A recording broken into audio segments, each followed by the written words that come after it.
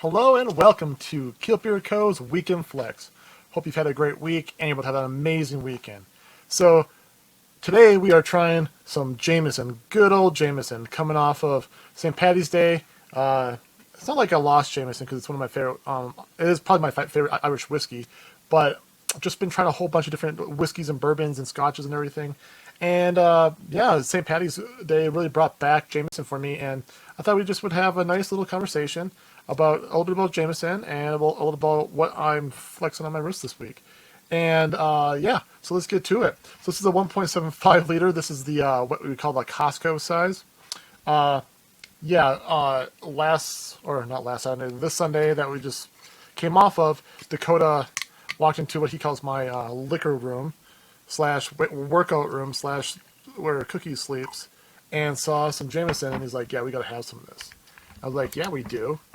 And so I cracked it open, and then the past couple of days I've just been having a couple sips here and there. Nothing too crazy, but I think it's a good way to start the weekend off with something familiar. So cheers, y'all.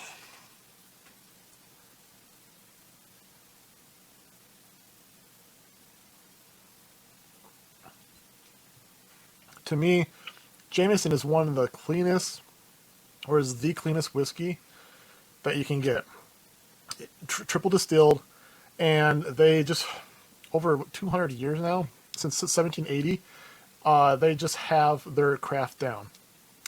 And before we jump into Jameson, if you've never tried it before, or just to talk a little bit more about Jameson, what are you drinking tonight? What's your weekend flavor flav, if you will? Is there a mixer involved? I'd love to hear what you're drinking, and maybe going into spring here, or in spring here, I'd love to know what is your spring drink of choice, if you will. Either be a weekend social party, cracking open that barbecue or dusting it all off, cleaning it out so that you can have an amazing cooking feast coming up here. I'd love to hear what you guys are drinking. But yeah, going into this, if you didn't know, Jameson is one of the most distinguished worldwide Irish whiskeys in the world. I would put them and Bushmills right neck and neck. Up to recently, about 4 or 5 years ago, there wasn't too many iterations of Jameson. For me, at least stateside, that is. There are a few exceptions when you go to like Dublin and Europe and other countries, but this one in particular has been the tried and true one. There's the 18-year, and then there's the 18-year Bow Street, what was it, single cask strength, excuse me, right here.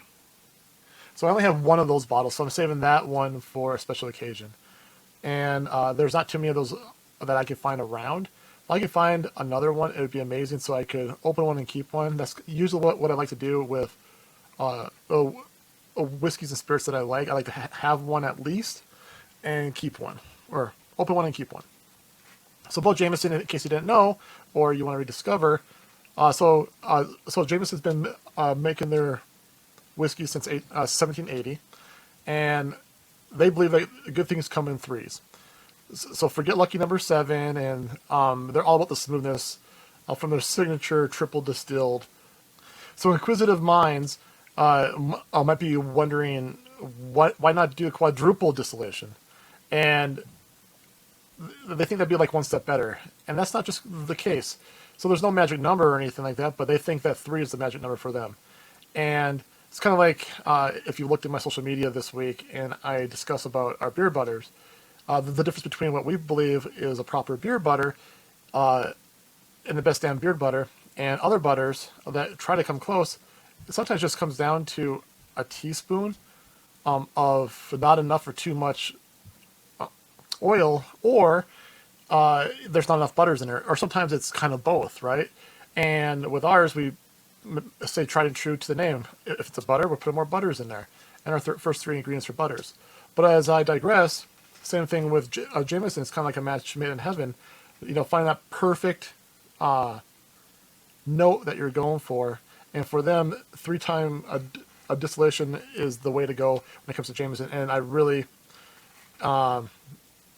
can't disagree with that.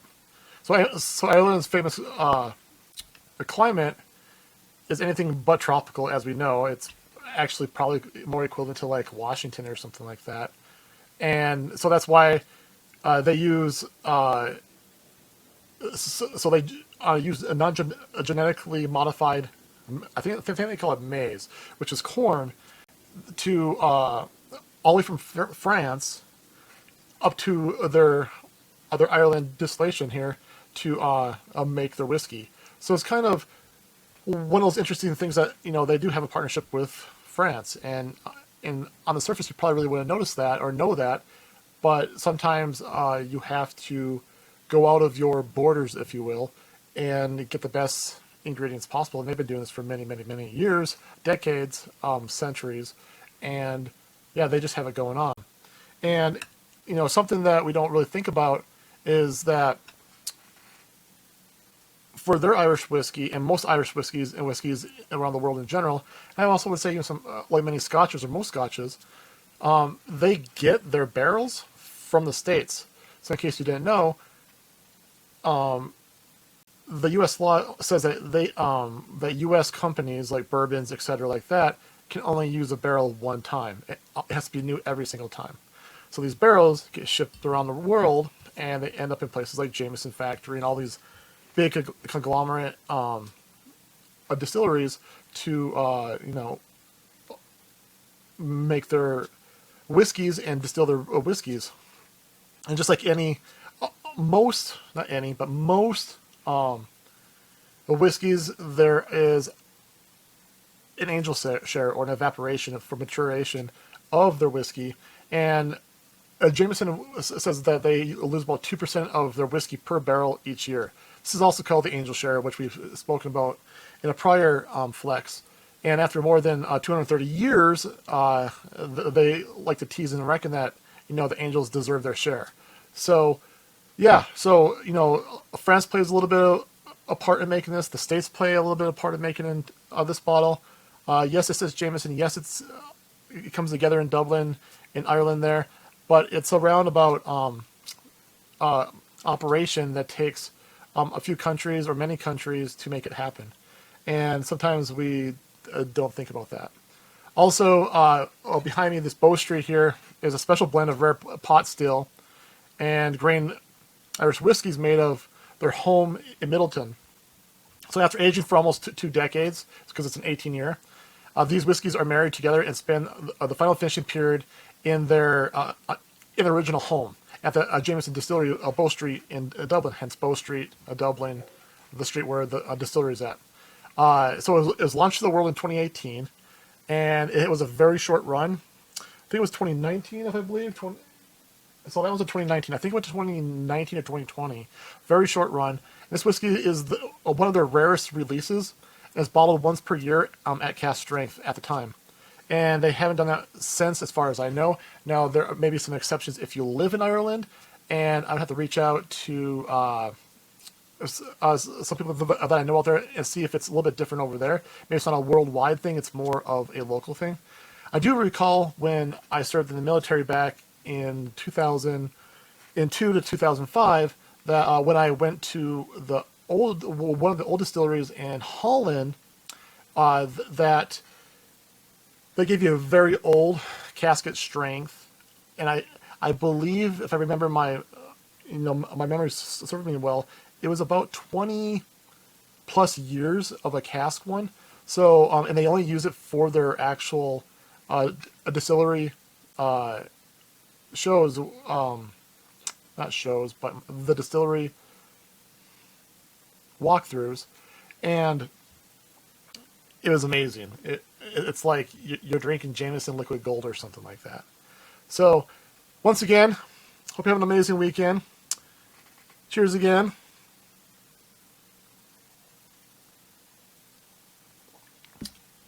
That is so smooth, so smooth. So there's going to be a little bit of a change here with Kilt Beard Co.'s videos.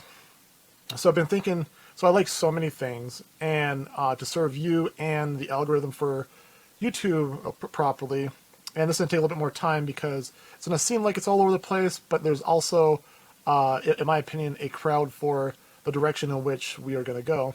So on Sunday, we are going to have a cup with Joe and Dakota. like always, we're going to talk about coffee, random topics that we think are very interesting, noteworthy, things to ponder about, something that you would talk with somebody about, on Sunday, drinking coffee, kind of shooting the breeze. We usually include something about space. We include something about coffee for sure, beards, and other miscellaneous things that we just think are really cool to talk about. So that'll be on Sundays. Then on Wednesdays, we're just going to do beards and gear. So obviously I have a beard company, and I like to talk about beards. I'm passionate about men looking their best with their beards, and to save all those beards that I never were or couldn't be. And what I mean by that, people not getting past the itch stage where they can grow their beard out and look magnificent. I like talking about those. And then I like about gear. And we're hitting in the spring, and I have a few things lined up, and I want to talk about different gear that I use, my friends use, I've used in the past for both specifically hiking and camping right now. I'm not going to get too far out the lines on that. I just have a lot going on, but I am passionate about gear. I love gear. I love little knickknacks that tricks of the trade that really make your hiking and adventures, backdooring, a little bit more enjoyable. So I want to talk about those, and that'll be Wednesday. So that would be beards and gear. Then on Friday, it'll be this show. It'll be the Weekend Flex, and we'll be flexing what we're drinking, along with what we're wearing, a watch. And so I'm really into watches, and it won't always be about the watches I have. Also be watches that some of you have. Some watches I think that are on the up and coming that may be in the wheelhouse of the audience that they may want to look at. And also just really just easing into the weekend. Maybe, tell a story here or there. But really I want to stick to, a drink, and a watch. And that would be it. Those things I think are really passionate for me. And I know it's passionate for Dakota. And you also may see Dakota and some other friends jump on here every now and then to share, what they're passionate about too. So stay on the lookout. We'll be here probably about, 3 times a week. Hopefully shorter videos, except for a cup of Joe and Dakota. That usually runs between 40 minutes and an hour, depending if we're live or not. So what am I flexing today? The wrist flex. So today I'm wearing the G-Shock Mudmaster. So this is my go-to outdoor hiking, digging a hole, just getting down and knowing that I'm gonna get down and dirty or go off the beaten path. This is my watch of choice. This is the GG-B100-1A9ER, and I love this watch for so many reasons. One, it has at least 200 meters of waterproof. That is a given. If you're going to be outdoors doing stuff, and in the elements, in my opinion, not only in the elements, you need to have at least 200 meters of water resistance. Also, this is both digital and analog, so it works both ways. I think it's very important to have both, and it also keeps going off of light, and I like that also in general. It has a compass, has an altimeter, and also you can what's it called? Not regulate it, but sync it with your phone. So leap years, if you're in a different hemisphere, if you're a different time zone, all these different things, it will set it all to exactly what it's supposed to be at. And then after that, you don't even have to be at your by your phone or anything like that. It just keeps doing its own thing, just ticking like a normal watch. So it's not really a quartz watch. It's not really a digital watch. It's not really a mechanical watch. It's something kind of rolled up into one, if you want to call it that. Orange, I like orange because it's very visible. When I'm outdoors, I want to be visible, not only for potential hunters or potential dangers, but it's also a safety thing. Now, I'm not going to be glowing orange or something like that and be like the beacon of hope in the middle of the wilderness, but I like to have brighter colors when I'm not doing hunting, for example. I want to be pretty bright. Also, it reflects the sun too, which is important when you're outdoors because in some cases the sun can be one of your worst enemies in certain cases. So also about this one, so it's shock resistant, as we all know about G-Shocks. It's got carbon fiber around the outside. It's almost like double sandwiched, which is awesome. And it has an amazing light for the back. It's so awesome that you can basically take this off and shine your own pathway if you want to at nighttime. Mud resistant, like we said. Uh, uh, it also has a thermometer in there, so you can see what the temperature is. So you can gauge, in the time of day, how many calories you may be losing or you may lose based on your exertion, the elevation that you're climbing, food intake, water intake, all these different things. You can figure this all out. Also has a compass. That's one less object to have. Now, I probably would keep a compass on me if I'm really going into an unknown place or unsure if those are going to be there or you're unknown on what is around you. I would definitely bring a second compass just in case this one fails and vice versa. So that's this watch. And also from the website, it says this model from the G-Shock Mudmaster series is designed for use in extreme environments scattered with rubble, dirt, and debris, and uses carbon materials.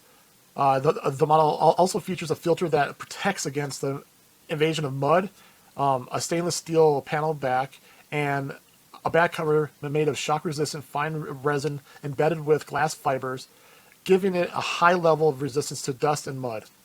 So the function-wise, it comes with a compass, like I said, altimeter, barometer, a temperature reader, and pedometer. So there's a lot of things you can do here. You can even track your path, the way that you're traveling. You can set GPS points, all these cool things here with this watch. And it does have a calorie calculator on here too, a cool backlight, and it has a phone finder, and has a world time for over 300 cities. So really, it's about everything you need to not go quite digital, but at the same time, you can stay true to a watch in general. And yeah, so what are you wearing? I'd love to hear what your spring watch is, what you get down and dirty with, what watch is that. And here's the watch up in close and personal. Not a great focus there.